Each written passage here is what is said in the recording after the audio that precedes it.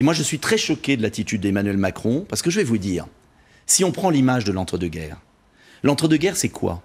Ce sont des hommes politiques français pacifistes, Aristide Briand, qui ont fermé les yeux sur la menace d'Hitler, Daladier. Eh bien, Emmanuel Macron fait la même chose.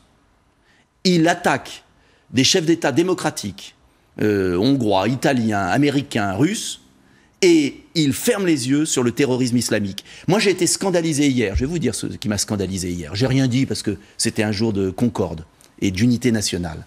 Mais ce qui m'a scandalisé, c'est de voir Erdogan au premier rang. Erdogan qui occupe un pays européen, Chypre, qui a soutenu les djihadistes, qui menace l'Europe en permanence. Mais enfin, on croit rêver. On n'est pas comme... Donc le président de la République attaque Trump, attaque l'Italien, élu démocratiquement, et fait un tapis devant M. Erdogan, devant les frères musulmans. Mais on n'est pas comme Daladier, on fait la guerre à l'islam radical. On est en Irak, on est en Syrie, on est au Mali. Attends.